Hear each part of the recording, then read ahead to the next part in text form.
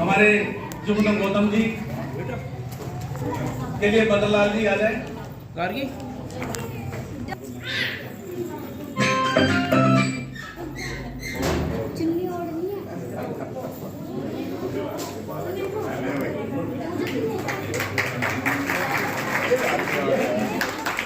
हमारे सुंदरपाल जी,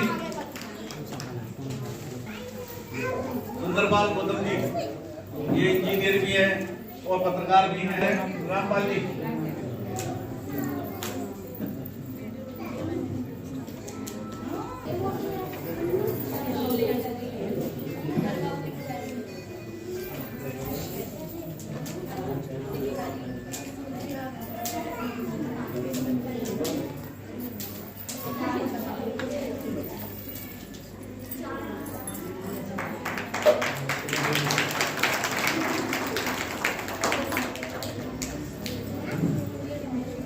हमारे परवेज जी,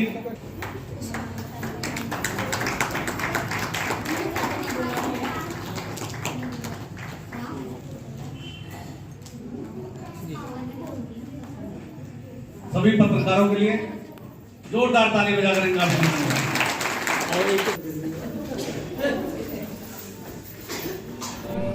संत शिरोमणि गुरु रविदास जी की 648वीं जयंती है। इस खुशी के अवसर पर हमारे बीच में एक ऐसी शख्सियत जिन्होंने हमारे समाज का नाम रोशन करने का काम किया, जिनके पिताजी मजदूरी कर उन्होंने बच्चों को पढ़ाया और वो बच्चा आज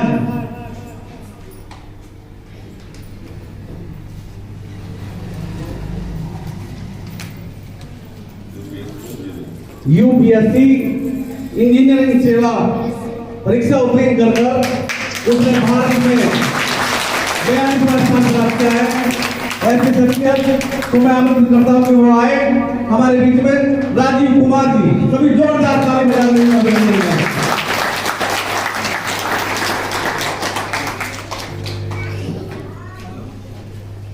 और उन्हीं के साथ साथ मैं उनके पापा कुंवरपाल जी को भी आमंत्रित करता हूँ कि वो आए और वो भी हमारा हौसला अफजाई करने के लिए हमारे साथ खड़े हो।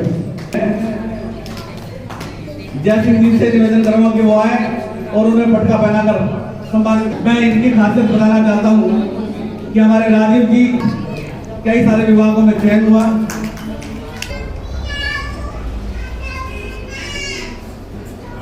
नोएडा मेट्रो कॉर्पोरेशन में स्टेशन कंट्रोल पर इस समय काम भी कर रहे हैं और इंटेलिजेंस ब्यूरो में जूनियर इंटेलिजेंस ऑफिसर के पद पर भी सिलेक्शन हुआ और भारत डायनामिक्स लिमिटेड के मैनेजमेंट ट्रेनिंग पद पर सिलेक्शन हुआ। सब इंस्पेक्टर यूपी पुलिस में भी इनका सिलेक्शन हुआ और यूपी पॉलिटेक्निक में भी लेफ्टिनेंट के पद पर इनका सिलेक्शन हुआ। तो ऐसी शख्सियत हमारे बीच में जिनका तारीफ की जाए वो उतनी कम है। सभी जोरदार ताली मैं हमारे बीच में पीएन गलती हैं, मैं उनसे निवेदन करूंगा कि वो आए और इस बच्चे को पगड़ी पहनाकर सम्मानित करने का काम करें।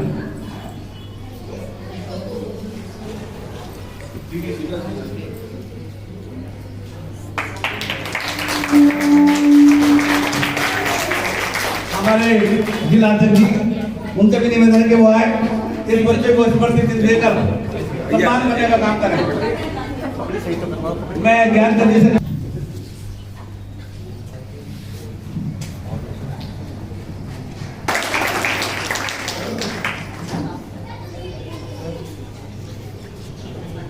हमारे जिला अध्यक्ष जी इनको स्मृति चिन्ह देकर सम्मानित करेंगे।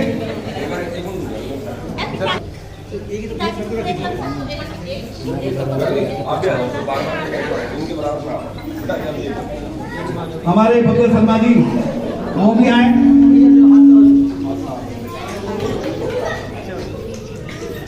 हमारे इंजीनियर गोपीचंद वर्मा जी भी खड़े हो जाएं। हमारे गोपाल जी इंजीनियर साहब भी आ जाए, चंद्रभूषण जी भी आ जाए। थोड़ी देर वहीं रुके रहो।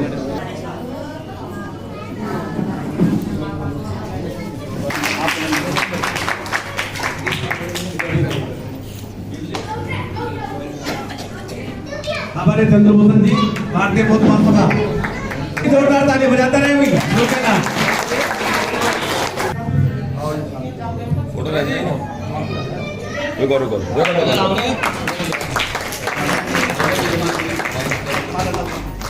बदलाली माला डालने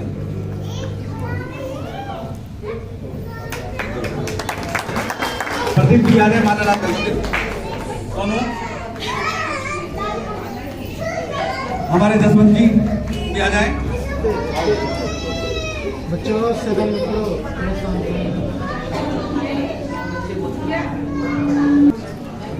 हमारे जसवंत जी बाबा साहब की एक पुस्तक गौतम बुद्ध की भगवान गौतम बुद्ध की डॉक्टर भीमराव अम्बेडकर डॉक्टर भीमराव अम्बेडकर जब तक सूरज चांद रहेगा जब तक सूरज चांद रहेगा। एक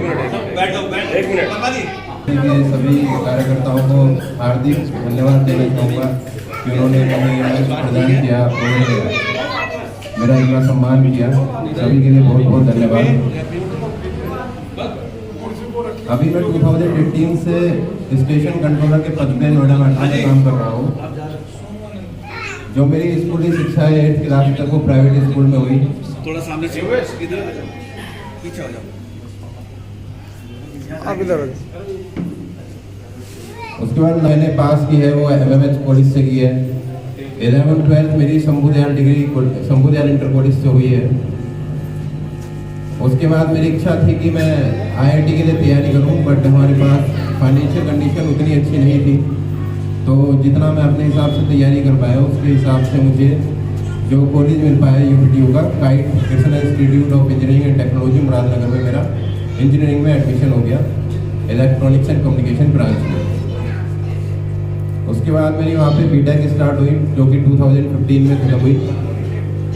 2015 में BTech करने के बाद मैंने इंजीनियरिंग सर्विस की तैयारी की, बट एक अटैम्प्ट में मैं उसमें सक्सेसफुल नहीं हो सका। और साथ ही साथ मैंने कोचिंग पढ़ाने का काम भी किया। मैं कोचिंग क्लासेस चलाता था 2014 से ही।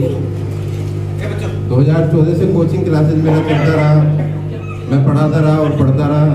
फिर मेरा सिलेक्शन 2017 में नोएडा मेट्रो में स्टेशन कंट्रोलर के पद पर हुआ। नोएडा मेट्रो में स्टेशन कंट्रोलर के पद पर मेरी ज्वाइनिंग 2018 मार्च में हो गई, लेकिन मैंने पढ़ना नहीं छोड़ा था। फिर मैं ये सोच रहा था कि जो मेरा पहला सपना था IAS बनने का वो पूरा करना था। कुछ सब्जेक्ट थे जिनकी कोचिंग मुझे फिर से करनी थी जो मेरे वीक थे।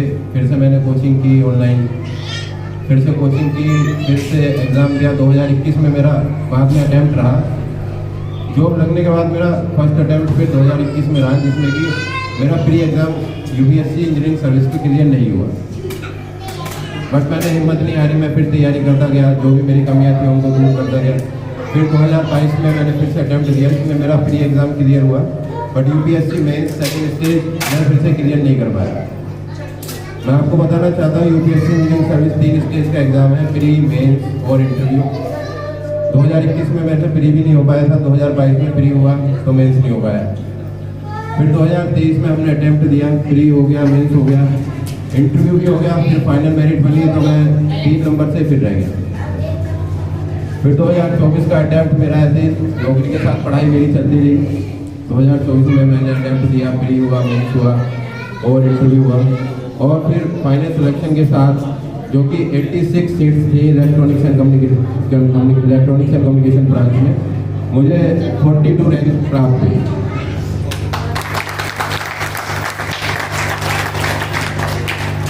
जब इस तरीके से हम तैयारी करते हैं नौकरी के साथ तो काफ़ी संघर्ष बढ़ जाता है। और ऐसे समय में अगर व्यक्ति एक नौकरी भी कर रहा है और तैयारी भी कर रहा है और फिर घर परिवार भी मैनेज करना है, तो ऐसे समय में अगर परिवार का साथ ना मिले तो ये चीज़ें और ज़्यादा कठिन हो जाती है।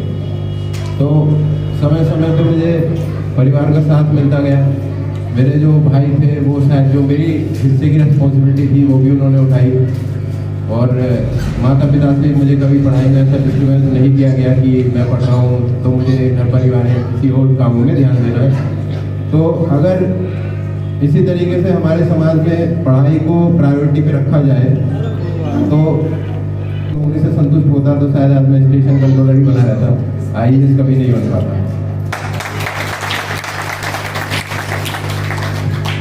और जब मैं पढ़ रहा था तो उसके बाद तैयारी, जब समय बीतता जाता है तो तैयारी अच्छी होती जाती है। उसके बाद मेरे जो सिलेक्शंस हुए वो एक साथ ही 2023 से 2024 तक मेरी 8-9 नौकरियाँ एक साथ ही लगी हैं।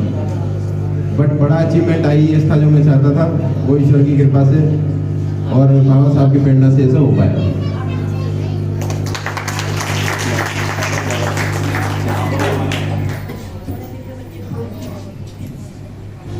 बहुत बहुत धन्यवाद राजीव जी।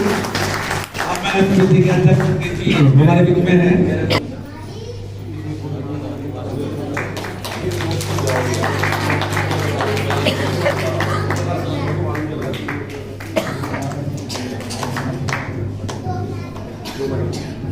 जो UPSC का मैंने एग्ज़ाम पास किया है, एक सिविल सर्विस होता है जो मैंने पास किया है, वो इंजीनियरिंग सर्विस है, ESC engineering service examination. Engineering की अलग अलग ब्रांच है, इलेक्ट्रॉनिक्स है, इलेक्ट्रिकल है, मैकेनिकल है, सिविल इंजीनियरिंग है। मेरी जो ब्रांच है वो इलेक्ट्रॉनिक्स एंड कम्युनिकेशन है। ब्रांच के हिसाब से डिपार्टमेंट्स अलग अलग होते हैं। जो इलेक्ट्रॉनिक्स एंड कम्युनिकेशन ब्रांच के डिपार्टमेंट्स हैं, Indian telecommunication service, Indian radio regulatory service, Indian material management service, quality assurance service, तो अलग अलग डिपार्टमेंट है। बट इनके अंदर जो बेस्ट डिपार्टमेंट अभी माना जाता है वो ITS माना जाता है, इंडियन टेलीकम्युनिकेशन सर्विस, जो कि DOT का पार्ट है, डिपार्टमेंट ऑफ टेलीकम्युनिकेशन। तो रैंक के अकॉर्डिंग अभी डिपार्टमेंट एलोकेट होंगे मार्च अप्रैल तक, बट जो मुझे उम्मीद है ITS मिलने की उम्मीद है, तो ये डिपार्टमेंट इंडियन टेलीकम्युनिकेशन सर्विस में जो पोस्ट की स्टार्टिंग होती है हमारी ADE से होती है, असिस्टेंट डिविजनल इंजीनियर, बाद में डिविजनल इंजीनियर, डिविजनल डायरेक्टर, तो इस तरीके से हमारी पोस्ट चलती है। ये हायरार्की है।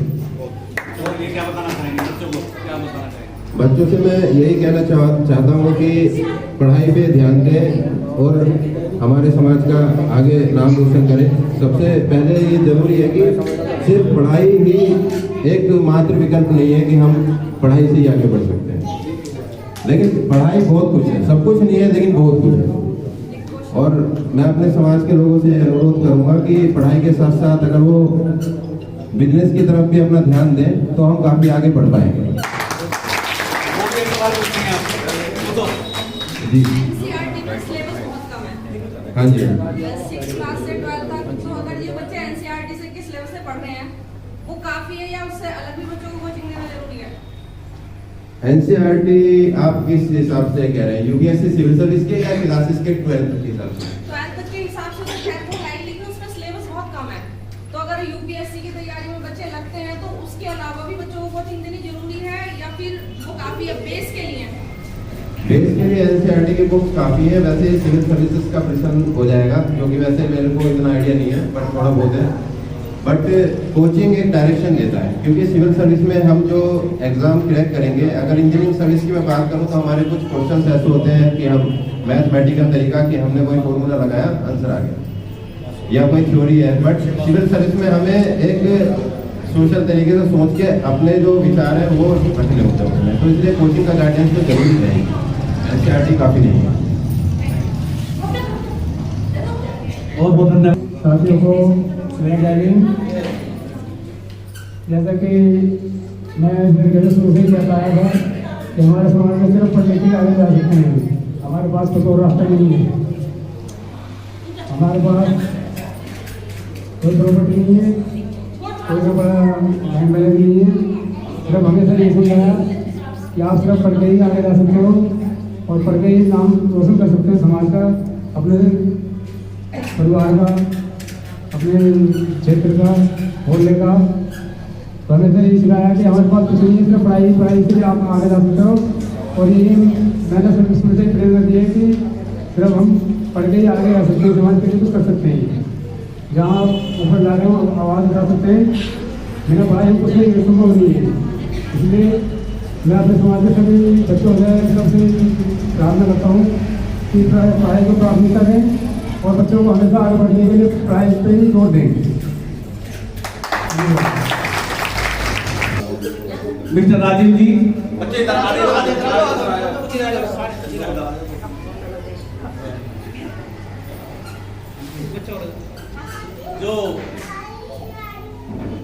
जो IES बने हैं उनको सम्मानित करने का काम जल विकास समिति ने किया।